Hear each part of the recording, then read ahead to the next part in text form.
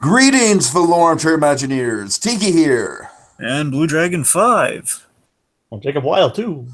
And welcome to another brand new installment of Tiki's Universe. We are getting the band back together, folks, not just in terms of Big Hero 6 reuniting for more adventures, but BlueDragonFive and Jacob Wile are both joining me on another Tiki's Universe series, which, guys, I gotta say, I'm very excited about that because I think we crushed it with our coverage of both Rick and Morty and Samurai Jack. I think we make a good trio, us three. Yep. Agreed. So we're here to talk about a very highly anticipated animated series. Not quite as highly anticipated as DuckTales, which kind of took the world by storm for a minute. But, you know, this one was probably an easy number 2 most anticipated for Disney XD. Big Hero 6. And I think by far probably the reason why we are, you know, so decidedly like on board for this thing right off the bat, even, you know, basically even without seeing any footage for it, is the creative team behind it. So, Dragon, do you have any backstory? Because, of course, you're the big Kim Possible fan in the room. Me too. But go ahead, Dragon. No, I'm sorry, Jacob. I'm sure you're a big Kim Possible fan too. It's just Dragon has like gone on record a number of times on the channel about his Kim Possible love. I didn't want to overshadow you. I'm sorry. No, I know. I'm just saying I'm a fan too. And as am I. But Dragon, I mean, you love the hell out of Kim Possible, right? Yes, I do. Huge KP fan. Yes, of course. Not only did the showrunners did possibly did another one of my all-time favorites, Buzz Lightyear Star Command. So I am. Yeah. So the works of these two creators. I mean, right off the bat, you know, Bob Schooley and Mark McCorkle. Corkle. I keep butchering names. They have like such unique names. That's the thing, these two guys. But my God, they work well together. They've done a number of shows. Those two always kind of stand out to me. And I don't know a whole lot. A lot of their careers actually been based on like movie adaptations. Yeah, that's the funny thing. I would say that just to kind of start touching on this a little. I think right out the gate when you get in this show is it feels like such a reunion of how a show between these two guys feels. It feels like a blend of Buzz Lightyear and it basically feels like an adaptation like Buzz Lightyear Star Command, but it has the timing and the familiarity of a show like Kim Possible. So it has like kind of the relatable kind of kind of teen stuff like Kim Possible. But again, it's kind of in that familiar like world where you can expand the mythology like Buzz Lightyear. So I think it's a really strong balance and a really great call that these guys are working on that show. And it's like the best analogy I have. It's like capturing the familiar voice of an old friend in a way. That's kind of like what that's kind of what it feels like to get these guys back in the saddle working on this. That's kind of what I had that feeling when I was watching. It's like, oh man, it feels so familiar, and I love that. I haven't felt that feeling in years. It feels so refreshing. I mean, it very much does feel like something out of like the golden age of like the early 2000s Disney. You know what I mean? Like stuff like Yeah, Recess, Kim Possible. certainly. Yeah. So yeah, I guess do we all want to go roundtable? And I don't exactly know how to start this. Do we want to talk about our thoughts on the movie, our thoughts heading into the series, and then I don't know. Well, I love them. I really like the movie. As do I. I will say the movie grew on me. The movie definitely grew on me. I've said this multiple times. It's kind of a famous story of mine. I saw Big Hero 6 for the first time in theaters during a movie marathon day, and the two movies that this was squeezed in between were basically the two biggest head trips of the year in basically Birdman and Interstellar. So I started my day with Birdman, then I went to go see Big Hero 6, and then I went to go see the nearly 3-hour Birdman. So you can imagine, like, in between those three, Big Hero 6 kind of got lost in the shuffle. Like, yeah, it was really good, but man, you know, like Interstellar just kind of, I'm not a huge fan of Interstellar, but just that first viewing, it was just, you know, so Big Hero 6, I definitely think is a movie that grows on me each time I watch it. And I gotta say, though, the first time I watched it, I think this holds true just for how well this works as a series.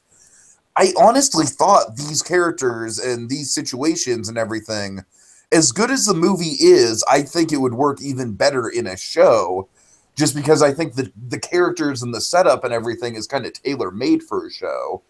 And so, with that in mind, I think this show is just like I think it's just packed with potential. I think Disney XD has another hit on their hands. I really do. I gotta say, I'm kind of beaming with pride at Disney XD. Like, Cartoon Network's in the gutter. Nickelodeon's kind of like in a questionable state right now. But Disney XD is really like jumping out of the gate, like just head first, like they are. Let's say Nickelodeon's fluid right now. They're working on stuff. Let's just say they're fluid. They're working. You know. Fair enough, fair enough. Yeah, exactly. That's a good way to put it. Like They, Cartoon Network's in the gutter, Nickelodeon, it's fluid, but Disney they were XD, they're just rock solid. Nickelodeon was in the gutter. Now they're Right? not.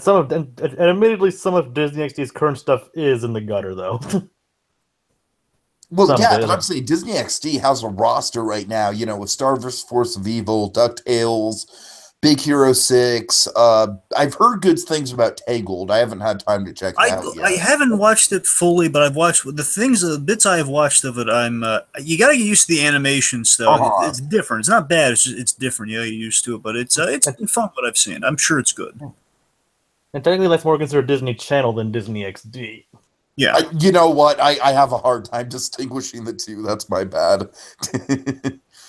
But One thing I should point out, because I don't have a lot of background on this series particularly, because basically it's kind of a takeoff of the movie, and I presume that the movie will not be getting a sequel, but you never know, because again, the way How to Train Your Dragons goes, and of course they're working on the way they work that is, of course, we have the movies and they have the Netflix series, and of course there'll be a third one on the horizon. So I mean, there's always a chance that if this series, what they could do, they could go an easy route to go with the movies is to, like you said, Dragon, with the How to Train Your Dragon route, just age up the characters. exactly, it's always, which is, of course, a thing that I'm notoriously fond of with sequels. yes. Very much so. And the thing with Big Hero 6, remember, again, the main kind of point of intrigue, while a lot of people might check out Big Hero 6 who may not just, be into just Disney XD as a whole, or just, the Disney shows, they might check it out because Big Hero 6, of course, is based on based on kind of a niche Marvel comic. It's based on the Big Hero 6 comic. Mm-hmm.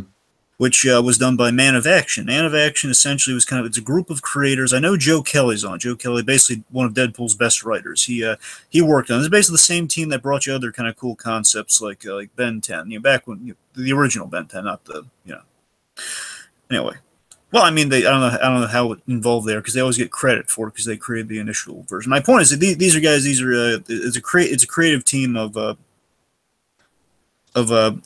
creators, and then of course Bigger Six. It doesn't necessarily. It's not an identical adaptation, but it does take kind of the hallmarks of that series and kind of it kind of brought into a new light and kind of combined things. It kind of took Tokyo. You get San Francisco in the movie, where it was, I believe, just Tokyo in the books. I mean, they're doing really creative, cool stuff. Like Baymax is a lot more of his own thing. So it's kind of a I love that it's a takeoff on Marvel that is kind of in certain ways surpassed the original because again the original is very much in obscurity. So I like that it's kind of bringing it out of obscurity that way Mm-hmm. by being something kind of cool and new and fresh. That's nice. Yeah, I definitely think the movie definitely it had a good way of, like you said, Dragon, kind of taking essentially what Disney does with. They tried doing the Guardians approach. Well, essentially what Disney does with any source material they adapt is, they kind of like find the root of it, right? Like they have a formula, but it's a formula that they've kind of perfected over time. And so much how like their classic fairy tale films adapt, different, like beloved, very, at times very dark stories. Big Hero 6 took kind of the fundamentals of a Marvel story and did the same thing. You know what I mean? Kind of warped it into Disney's vision in a very unique way. Certainly. All right. So do you guys want to hit on the characters? You mean in general? You mean for the series? The series. All right. Okay, It's really so Well, interesting. actually, I'm sorry. Tiki actually show me just kind of give like kind of a base, like kind of light summary of what happens in the two-parter, like just like kind of a cell line. What happens? if you want, be my guest. Essentially, this episode serves as kind of like a link. The majority of this episode, the first part and a bit of the second part, it links up the where we end Big Hero 6, the movie. Basically, we have two bits that need to get filled in. Where Baymax, spoiler alert for those who have not seen Big Hero 6, the movie, get used to it in the show that follows the movie. Um, Baymax sacrificed himself at the end of He at the end of basically pulled an Iron Giant. well, essentially begin Iron John, of course, glowing comparison.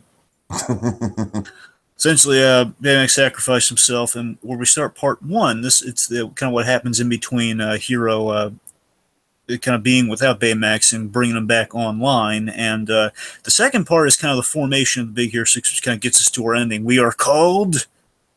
And of course, just the title comes up, Big Hero 6. In this case, we see why they call themselves Big Hero 6. So we got to see kind of the origin of both of those elements in the kind of the very ending of the movie. So that's the gist of what this episode is. It's Hero kind of going to his first day of nerd school, and of course, discovering that Baymax is in fact still alive. Wow, I really like how it incorporates like the ending scene of the movie. I'm a little mixed on doing that. I got to be honest. Well, what I like about it is it puts a nice spin on, them not saying the title of the group at the end of the movie. You're right about that. I like, but at the same time, though, it just for me, again, I'm not saying it's like bad or necessarily a problem. It's just for me, it kind of mixes me that we by spending so much time on how Baymax gets put online, it just kind of takes the impact out of the reunion from the movie a little bit for me. I hear you. I hear you. I don't know, it's just something that kind of bothered me. It's like, yeah, it's just kind of cool, but it just takes away from the power of like, oh my god, Baymax is back, hooray! I will say I don't think it was necessarily the best decision to have Baymax's return be kind of like the focal point. And that I agree with you full heartedly, Tiki. Here's the big thing I have with this first episode is that I'm a little lukewarm on it because based on the trailer, we got like a teaser clip from this from Comic-Con that was kind of all I kind of went into the series with, if not like a promo or something. And basically, it was, Baymax and Hero suited up and on the job. And I assumed, okay, we're just going to basically start the end of, literally the end of Big Hero 6. Okay, now they're a team. Honestly, I think this show just kind of has, this first episode is just kind of like a little bit of pilotitis. You kind of stole my thunder there, but yes, T, absolutely, it is pilotitis. Yes. I'm sorry. No, this is Bill, but yes, you're absolutely right. And I mean, honestly, I would have liked them because one of the thing I was so glowing with, and the reason that I think a lot of the fans of the movie were really excited to see, if not a sequel, then in the series, was the end credit scene of Big Hero 6, because the end credit scene kind of read like a comic where you had them going on adventures and kind of them saving people, which, me, I love that. And again, I was kind of hoping that you're going to be fully established in doing that already, and this is just kind of them getting their sea legs, the whole adventure. It's kind of a double origin piece where, okay, yeah, we got to do the origin again, but it's again, it wasn't, it didn't detract. It just it kind of stalled a little. All right. So I guess running through the characters, honestly, before we even get to Hero and Baymax, the first character I want to hit on, which kind of loops into what you're talking about, Dragon, is Fred. Yeah. How he came up with the name. Now, what I really like about Fred in this episode is, Dragon, correct me if I'm wrong, but I mean, this guy is basically vouching to be the Unstoppable of the show, personality-wise. Personality-wise, yes. He is, he's kind of a... I'm not saying he's as good of a character as Unstoppable, don't get me wrong. No, but you're right. He's being played very much like Ron Stopple, yes. He's basically Unstoppable as a fanboy. Yeah.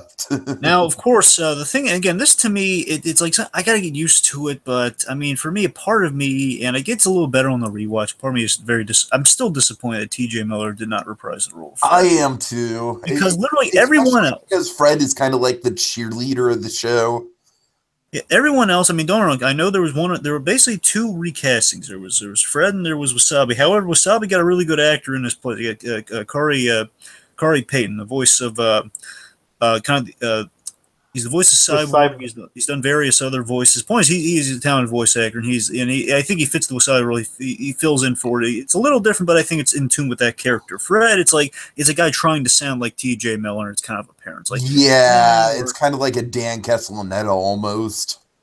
almost, but again, I'm seeing the good news is I'm seeing more Fred come through, but at the same time, I can see him trying to mirror the T.J. Miller charm. Which again, it's the thing about it is again we know T.J. Miller does voice work. Because again, How to Train a Dragon, but it's like come on. I mean, he returned for that series, and I'm right in return for this one. Yeah, that's what I'm saying. He gets all right. He's not afraid to do voice work. He did voice work in that crappy Emoji movie. Come on. Oh God, exactly. He was the main character in that. I'll tell you one thing. Again, it's not. I wonder if it's gonna be like a situation where it's like this guy's the voice for like the first season, then T.J. Miller comes back for the next one, like several shows have done. I mean, of course, the irony is that, again, literally everyone, even Stan Lee's gonna reprise his voice as his character, which I can't wait for. By the way, I'm sure that's going to be like a special, like built-up episode, and I'm stoked for that already. I'll bet you he's gonna be in the costume and everything. Yeah, but I have to wonder with T.J. Miller though. I mean, again, the jury's out on like how they're going to approach this because just we know it's coming the Deadpool series because for all we know they could try to get It's unclear how much the movie they're going to stick to in terms of influence. Like, it could just, get Ryan Reynolds and T.J. Miller, but, I'm not placing any bets on that. I'm just saying it's a possibility. You never know. So, I guess kind of, as we said, we like the personality of Fred, of course. Yeah. And I think kind of the situation is going to go one of two ways. A, it's going to be what Jacob said, which I think is honestly very plausible. I think a lot of it hinges on Deadpool. If he gets Deadpool, then I think it's kind of like, I don't know if he's going to do both, but I don't know. Like it could just be scheduling conflicts on his end with like Deadpool 2 and the Emoji Movie and stuff like that. I would like to think that's the reason. Like he's a busy as much guy. As we hate to think that the fucking Emoji Movie like got us like a Fred, a T.J. Miller wannabe in season 1. I really think that's the reason. So, but having said that, if T.J. Miller doesn't return, then I think the best case scenario, I think kind of like the optimistic way to look at this voice acting thing is, I think the voice actor really has to, he has to go out of his way to sort of grow into the role and not make it a T.J. Miller impression. Yeah. And that's what I really think is going to kind of make or break it. Sure. Real quick with Fred, I just want to hit my favorite thing that what we're doing with Fred in the series that kind of makes me. I really am gravitating towards with his character and what he's bringing to the group. I love that through Fred, and again, it's consistent with the movie and just with the guy is, we're getting all the superhero cliches and kind of the gags about the superhero cliches of the team. They try. Of course, one of my favorite gags, the help signal. Help. Yeah. Did we get a refund? No. Oh well, you guys get the picture. I love that. I love that again. He's a rich guy. He still has to get a refund. I love that he tries to get the refund though. No, because he didn't have a receipt. Always keep the receipt, kids. Always keep the receipt. He even mentioned that I guess it wasn't much help.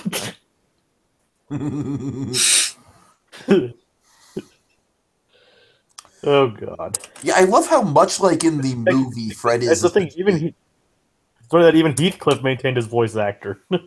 Right. Yep. By the way, I really think I'm gonna like the direction they're going with Heathcliff. Well, Heathcliff was always cool. He's basically their assistant. Again, we do have a fondness for butlers on this channel. Yes, we do. Yes, we do. That's what I'm saying. He's basically their assistant / test thing. I don't know. Test monkey? Yes, that. Anyways, I just think that Fred just really works on this show as the mascot. But, Greg, the one thing I will very much agree with you with is I thought that the whole plot of like, some of the big Hero 6 don't want to be heroes, but Fred really wants to be a hero. It's like, I don't think that was really territory we had to go down again. Yeah, that's what I'm saying. Yeah.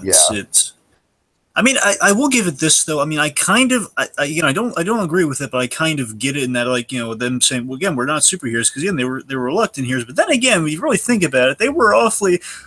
It was basically the scene played like this: we're not cut out to be heroes, but Tadashi was our friend, so we'll do it. Right, So, right. you imagine it wouldn't take much convincing. It's just like, guys, you put on the costume so easily, and you had a fun. You say the world, yes, it was dangerous, but I mean, you're covered with the technology, the gadgets, and the protection, guys. All right.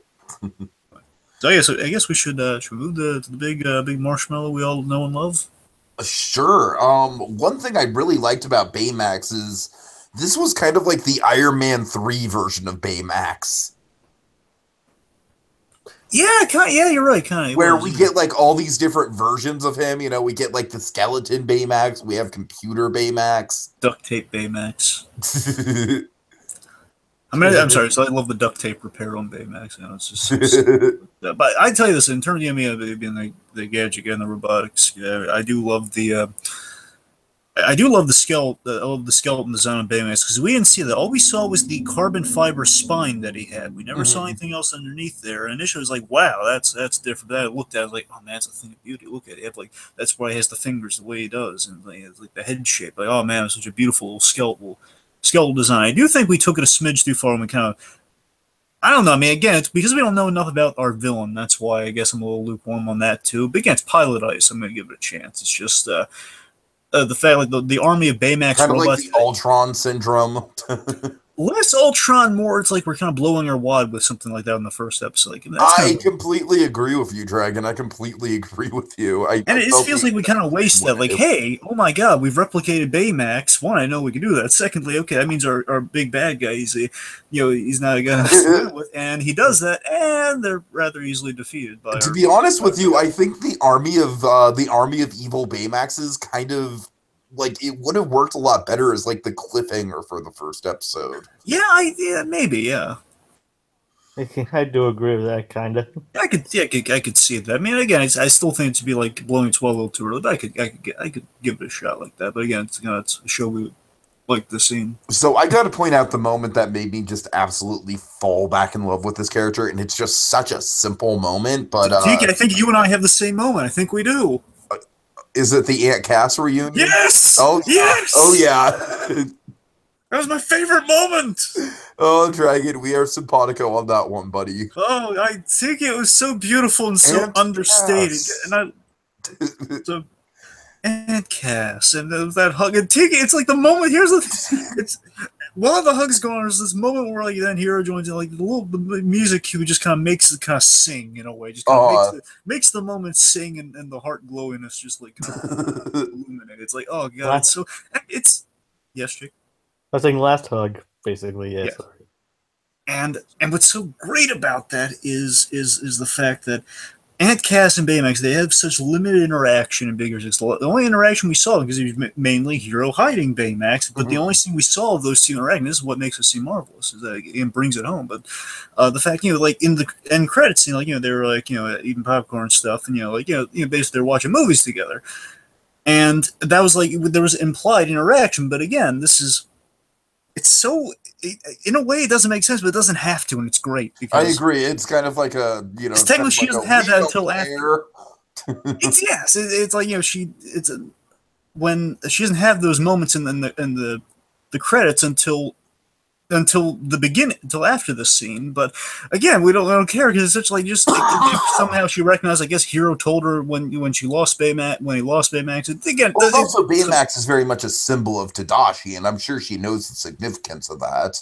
Surely, sure. I mean, again, it was explained off screen, but we don't need to know. Just again, just the connection in that moment of Aunt Cass. Again, like one, he's helping her as she's flaying. Because one of my favorite, my problem. One of my favorite characters. I love Aunt Cass in this, and she's still Maya Rudolph is so good as that character. I'm really excited to see her. Like I think she fits like so well as a side character in this show. Yeah, she was such a fun element in the movie, and now she's back at a regular basis. And again, just the moment like she's like the best waitress ever. She's like. She's refilling all the glasses, she's like getting all the the mittens, and then again, like while she's so endearing and overwhelming herself, and Baymax kind of helps her. Again, he's a character that helps people, and then it brings it in for that hug, and there's that Aunt Cass, and of course the group hug. It's such a beautiful. Yeah. Oh, I'm gushing over. Okay. Yeah. Lot of Aunt Cass love over here. Yeah. All right, so one of the things I want to highlight about this episode is I really love the dynamic between Hero and Professor Granville. Yeah, let's talk about Professor Granville. She's gonna be great. I think she's a really, really solid addition to the cast. I really like her. Jennifer Lewis is perfect. Yes. Just like I love the opening joke with her of essentially, like, shortcuts, Mr. Hamada. I get to take them. You don't. It's like a hard nosed. That's like a great thesis statement for the character. You know what I mean? Yeah. Here's the thing with Granville. She interests me, but again, if done improperly, so I'm gonna give her room on this. Again, I don't want to put anything beyond the pilot here. So I want to say, she interested me, but I could see her being a problem if not done correctly. I'm gonna have faith that they're gonna do her right, and she's gonna continue to be an interesting character. I'm just saying. Right now, it's like she's kind of teetering. Like I can see where she can go wrong. She just be like kind of the like best case scenario, they make her into like a Mr. Barkin from Kim Possible. That's the best case scenario. She's like the kind of the lovable kind of side character teacher, is a little hard nosed, but still kind of lovable or funny, like one of those elements. That's where I'm hoping they go with her. Yeah, I mean, I don't really see the downside right now, Dragon, because I think the fun with this character is that they're essentially taking a trope of a character and kind of turning it on its head a little bit, like already in the first episode. I think they're already self-aware about the fact that we've seen this character done a bunch of times, and we're going to do some interesting things with it. And of course, I think plot-wise, the interesting thing that this character is going to connect with Hero about is Tadashi. I think this character is going to be the main connection to Tadashi. That's what I'm saying, Tiki. I don't want them to waste that. I want them to utilize like the fact, I want to like see maybe a little bit of some flashback stuff with her and Tadashi. That's what I want to. That's what I want to see. I mean, she had a great line, tough but fair intermittently, and I think that's kind of where I'm at with their character. And I said again, tough but fair intermittently. Again, so far so good, and again, she did make the smart calls in the episode. I was hoping we can keep that up. Maybe explain why she has that strange thing to begin with. Right. Yeah, I will agree that was a little bit of a loose end. I would have liked to have cleared up. Yeah, because it seems like. Yeah, why does she have like such a MacGuffin-y paperweight? I mean, the thing might play part of later in the series, so we might find out more. Mm-hmm. Exactly. All right. Do we want to say anything else about Hero himself? I mean, I feel like he was pretty baseline this episode. Let's see. Well, Hero, something I have a small nitpick about Hero. Okay. A small nitpick is with the design. I think all the designs came out great, but Heroes, I think they fudged it a little bit. And unfortunately, I think they're going to be stuck with it, is that they kind of botched the teeth a little, because Hero does he has like a little like a space or a gap in his teeth. What they did here is they pronounced it, so it's kind of like an overbite now. Mm-hmm. And every time I see him, it's like, again, it's like the smile then kind of, it gives him like a Bugs Bunny tooth. Oh God! And it's kind of bothering me. I'm hoping it's going to get used to it, but it's I don't know. I didn't really notice that, Dragon. So I hope it's not one of those things of like, now when I go back and rewatch it, it's like, oh God, now once I've seen it, I can't unsee it. Okay, honestly, but yeah, Hero on the whole, though. I mean, with Hero's story, I guess, just more on the story of Hero, because Hero's views consistently. Yeah, like I said, there's not much to really talk about with him, because he's just very baseline, like pretty much the same he was in the movie. I will say, he was probably short of just combine the other three characters. I think he was probably the second to suffer from the pilotitis most. Maybe because he did get this interesting place. Like I like the notion, but again, I think it kind of got lost in the pilotitis of basically living up to Tadashi, that whole story of where he's going to live up to his brother's example, and he feels guilty for kind of his technology got out, well, basically the technology, he brought Baymax back. He didn't do he was responsible for Baymax being used for evil, because he he did the trial run. He didn't do the trial runs, basically. Then that's the thing. I like that he's beating himself up over that, but I do feel it is somewhat of a retread of the movie again. Of like, okay, some the hero's technology by proxy is being used by a bad guy. So it's kind of like, yeah, we did it in the first movie already. Mm-hmm. So I mean, I don't want to say I'm against the show or anything. It's like, yeah, it's a little, again, probably could have been tuned up a little bit. But again, it's kind of what we do when we have to tell an origin again and kind of do it in the first episode. But I mean, the other thing is that just the plot hole. There is one plot hole though. Hiro kept having to sneak back into Tadashi's lab, but in the movie, he didn't build anything in Tadashi's lab. He kept building like the garage. Right. So I kind of noticed that too. I was watching the episode, especially on the rewatch. I'm going, why Yeah, is this a problem here? I had that same thought. I was like, wait a minute, this doesn't really line up. That's what I'm saying. So this directed towards here, that kind of bugged me because again, it's kind of apparent. I like the resolution though. I like that. Hey, you can go into Tadashi's lab. You know, I'm gonna again. She gave that to him. That was nice. But again, like, why make it an obstacle in the first place? You know, just.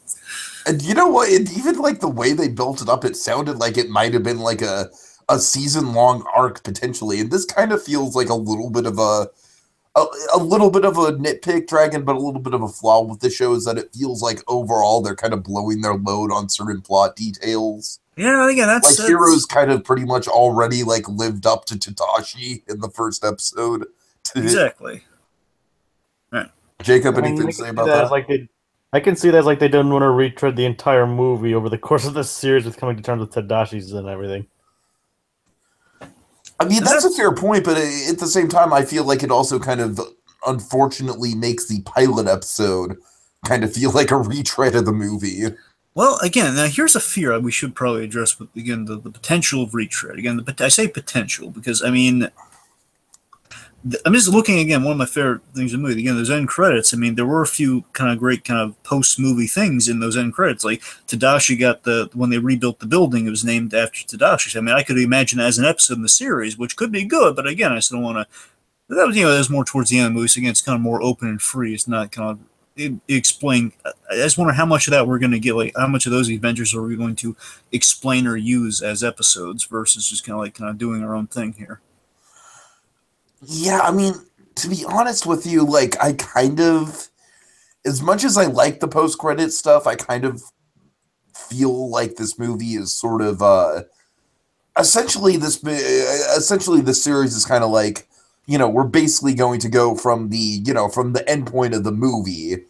And so I sort of feel like it's almost kind of like the post-credit stuff is not really in continuity at this point. But again, we're so early into it. There's nothing again because they linked up to the movie so much. It's unclear. I mean, again, I don't want to say it's a bad thing. I'm saying it's something to consider because again, they could make good episodes out of those events, but we might have.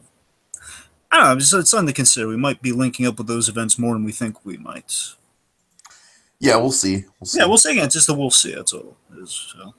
You want to quickly touch on the villain of this episode? Yama? Sure. Yeah. I thought it was kind of cool to have, to bring back someone from Hero's Robo Wrestling past. That was an interesting choice as kind of first antagonist. I like that they got Paul Briggs to do him again. Uh-huh. I mean, I like Yama. Yama was neat in Big Hero 6, and again, I could see him as a decent recurring villain. I like that he has history with Hero, and of course the dangling off the building thing. It's. I like his design. Yeah, his design's still pretty cool. And again, he could be. I know this isn't like from the creators. I'm just saying that could be like kind of like a Toru from Jackie Chan almost. Man, Jackie Chan Adventures. Anyway. But yeah, I mean, I could see him like become a recurring bad guy. I mean, Kim Possible's famous for its great recurring villains, as was Buzz Lightyear Starkman, of course. Like Turk, the multiplying Brad Garrett character, all sorts of wonderful villains like that. So I see potential in Yama, as a recurring villain. It wasn't bad. All right, so I guess really the only other three characters we have to go over are the other 3 and 6. Wasabi, Go-Go, and Honey. Honey Lemon. Honey Lemon, yes. Well, Go-Go, again, they all still consistently have really cool designs and really cool abilities. Go-Go is still pretty consistently my least favorite of this batch, I gotta say. But she was By a Valerie pretty Vale, wide Tiki. margin. I'm sorry, what, Dragon? She was Valerie Vale, Tiki. Wow. That's Jamie Jung. Yeah, well, I don't know. There's I also just think the character herself is just kind of a cliche. And really, the characterization, both in the movie and in the series so far, which, don't get me wrong, that's kind of the whole point of the series is to develop characters. So, I'm sure once we get a couple episodes focused on Go-Go, I might change my tune a little bit on her. But for now, I think she's definitely the most cliche of the Big Hero 6 cast. And really, And again, none of them really got screen time in this except for Wasabi. I gotta say, I love Wasabi. Oh, yeah. I mean, I think the voice actor definitely did a better job than the Fred voice actor in terms of kind of duplicating the charm of the original. Right. All right. Sounds like we're kind of running out of steam on what to talk about. Anything Well, else? Honey Lemon still seems positive, and she had a few good lines, like with Fred just kind of pointed, I just froze a guy. Oh, I'm sure he thought by now he's fine.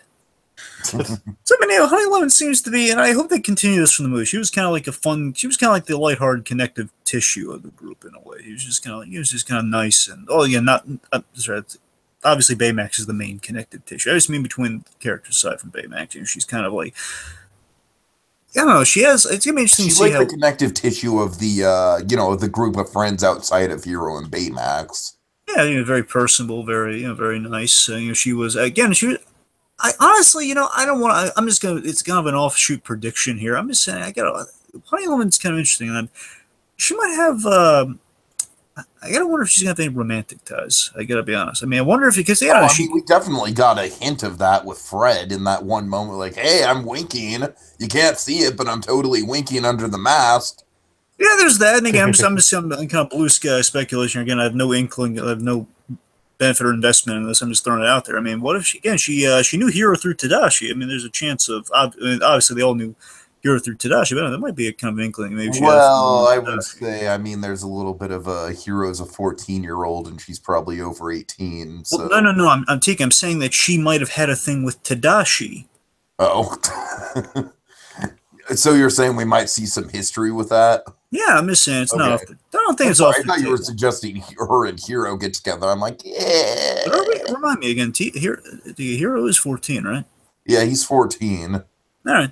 Yeah, it's stated multiple times. So I'm saying Honey Lemon's in college. Like, yeah. All right, just curious. I mean, look, it's like if they were in their 20s instead of their teens, it'd be a different story. You know what I mean? Right. But anyways.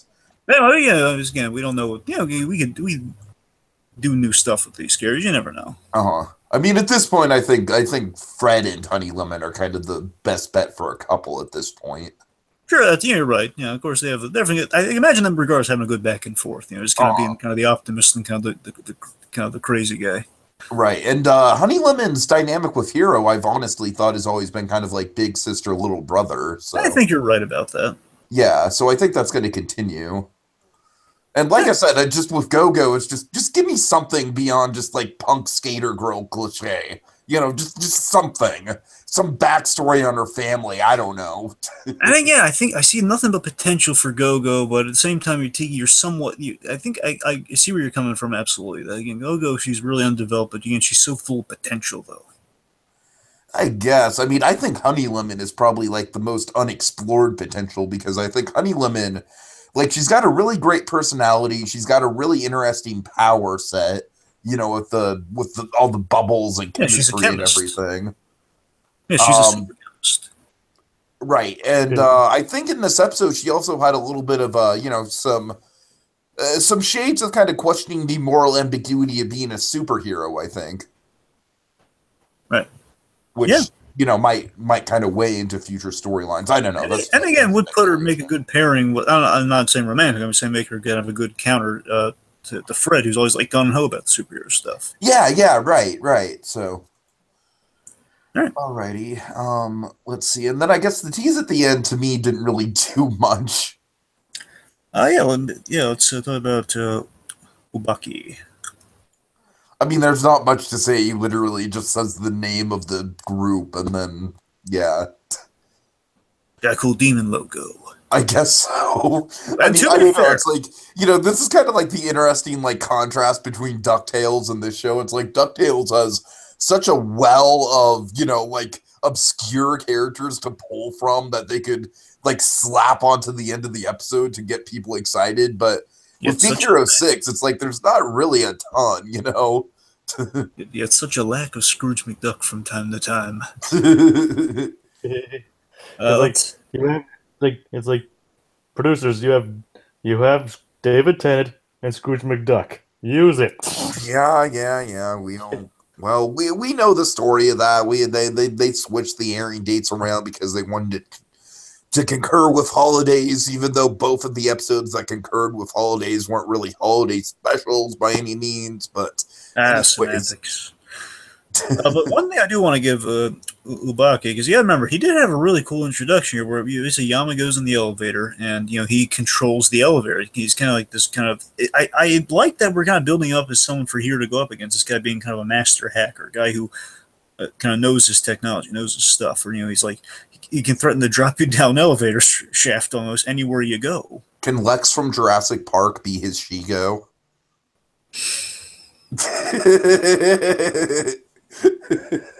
A part of me is just proud that you referenced Shigo, but another part of me is like, I'm a hacker. then again, she could have glowy hands and try to kill me. Right. And she could be voiced by Nicole Sullivan. She hasn't been confirmed for this yet. No, she hasn't. I mean, she's worked with Julia McCorkle on pretty much everything else. That is true. All right. Let's see. Is there any? Of course, again, just I've pretty much said my piece. One thing we haven't really said too much about. What do you think of the animation style? Okay, I told you my little teeth nitpick. Aside from that, I think it's I think it's pretty good. Yeah, I'm liking it quite a bit. I'm liking the it very much. It's very dynamic. I like how stylized it is. I mean, though admittedly, even though for a pilot, the animation is kind of stunted a little bit, and kind of stiff. I can see that. I mean, but this is early, and they're getting used to it, so it's probably just like what they're doing with they're probably gonna save the more fluid animation for later on, probably. Sure. All right. Well, I'd say that's about it. I guess with spec we can address the magnetic rock a little. I don't really know where that's going. Well, again, I think like Jacob said, I think we're going to possibly see the origin of that rock connected to Granville, and beyond that, I mean, I do like how I'm intrigued by how it works. Just basically it's kind of this almost like a kryptonite rock almost in terms of design, but it has this kind of this magnetic thing just kind of makes machinery go haywire, and of course can cause a lot of damage. And our bad guy wants it, so that's just something to kind of keep an eye on, I guess, going forward. I'm assuming that Fred's dad is going to be kind of like a once a season kind of thing. That's possible. You got to remember that again, time has passed, so it's kind of unclear now. But I'm just saying, there was a time when even on the worst of Spider-Man shows, Ultimate Spider-Man, Stan Lee was a semi-regular character as Stan the Janitor. Okay. I'm just saying. Well, now again, bear in mind that character, he had basically a big showcase episode, but he had cameos here and there. I'm saying he had one full, it was all Stan. That could probably I could see them doing that. I could see them maybe having one big showcase Stan Lee episode per season, but then having Stan Lee cameos kind of sprinkled throughout the rest of the episodes. Sure, at the very least, I like a painting cameo because I like the painting cameo. Yeah, right. I'm sure we'll see the painting. Yeah. It's like, hey kids, look who that is! It's Stan the Man. And possibly something that digs into his superhero. You can wear them forwards. You can wear them backwards. And what if he tries to work with the modern heroes? I could really see that being a really fun episode, to tell you the truth.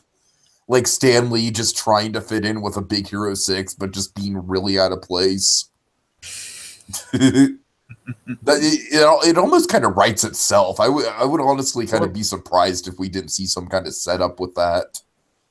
or if it's like a villain from his past that only he knows how to defeat. That could Yeah, be cool. I'm down for that. All right, I think we've pretty much all said our piece, right? Okay. Yep. Okay, well, thanks for joining us, guys. Eventually, Jacob and I, we still want to get caught up on Milo Murphy's Law eventually, but God forbid, like we've got that's a monumentous task. So I don't know. But don't blame us. Blame Disney XD for just being like, we're just gonna air all of them in like one giant. Like Dragon, we thought Stephen Bombs were bad. This is just ridiculous. That last Stephen Bomb was very depressing. Yeah, I know. But no, seriously, Jacob, they aired like what, like 10 episodes of Milo Murphy's Law on the same day? Like in a week. Like something like that. Yeah, it's like, oh, come on, give us a chance. Anyway, so we're still working It's like, on that, but it's like they're doing it for all their shows now. I know. But Except thinking of, DuckTales is coming back in, I believe, the first week of December for like kind of like the winter themed episode that's not quite a Christmas episode that they switch the air dates of the episodes around for. So It's a very It starts special, coming- not quite a Christmas episode. right. it starts coming back for holiday special. Right. Holiday special on Star. Oh. All right, so folks, thanks so much for watching, and we will be back with Big Hero 6 when it comes back next year. I think overall, we all kind of have our we all kind of have our reservations about this, but I think overall we kind of give it all the thumbs up, right? Yep. I give it a thumbs up, but I expect more from it though. All right. Well, stay tuned, folks, until next time, and in the meantime, let's do one last fist bump. Ba la La la la la. la la la la la.